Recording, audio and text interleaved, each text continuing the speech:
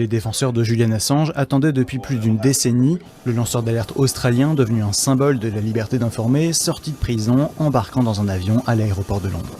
Le fondateur du site Wikileaks a conclu un accord avec la justice américaine, il a accepté de plaider coupable et de reconnaître sa participation à un complot pour obtenir et divulguer des informations relevant de la défense nationale en échange de l'abandon de son extradition vers les États-Unis. There's nothing to be gained by his continued incarceration and we want him brought home to Australia. We still need your help. What starts now with Julian's freedom is a new chapter. Retour sur une saga judiciaire de 14 ans. Tout commence en 2010, le 5 avril, Wikileaks divulgue une vidéo datant de 2007 montrant un hélicoptère de l'armée américaine tuer plusieurs civils dont 2 journalistes de Reuters à Bagdad en Irak. Dans les mois qui suivent, le site internet multiplie les révélations en publiant des dizaines de milliers de documents secrets de l'armée américaine, notamment sur la guerre en Irak et en Afghanistan. Le département de la défense des États-Unis monte au créneau et lance dans la foulée une enquête pour espionnage contre Wikileaks. The result of this and some of our other publishing activities has led not to conducting a full and frank investigation into the abuses revealed, but rather an aggressive investigation into this organisation.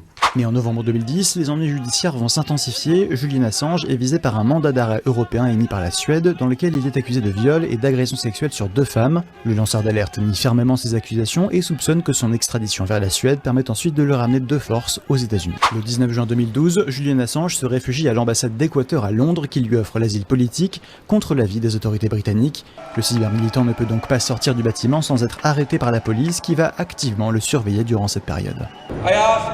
President Obama to do the right thing. The United States must renounce its witch hunt against WikiLeaks.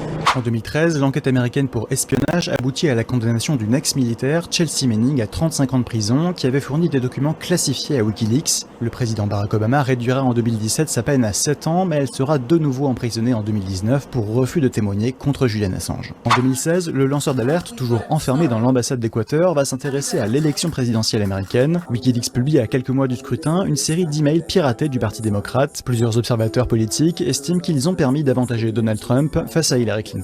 Le 2 avril 2019, le nouveau président équatorien Lenín Moreno révoque l'asile de Julian Assange en estimant qu'il n'a pas respecté les conditions d'asile. Le 11, la police britannique l'arrête à la sortie de l'ambassade. Il est condamné à 50 semaines de prison pour avoir enfreint les règles de sa liberté surveillée en 2012.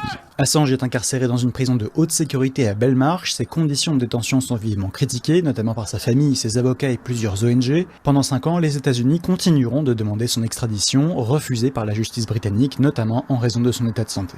Enfin, ce lundi 24 juin, Julian Assange signe un accord de plaider coupable avec les États-Unis dans lequel il reconnaît les chefs d'accusation qui lui sont reprochés. Le hacker australien va bientôt comparaître devant un tribunal fédéral des îles Mariannes, un territoire américain du Pacifique. Il devrait être condamné à 62 mois de prison, déjà purgé à Belmarsh, et pourra regagner son territoire natal et sa famille après 14 ans de combat judiciaire en homme libre.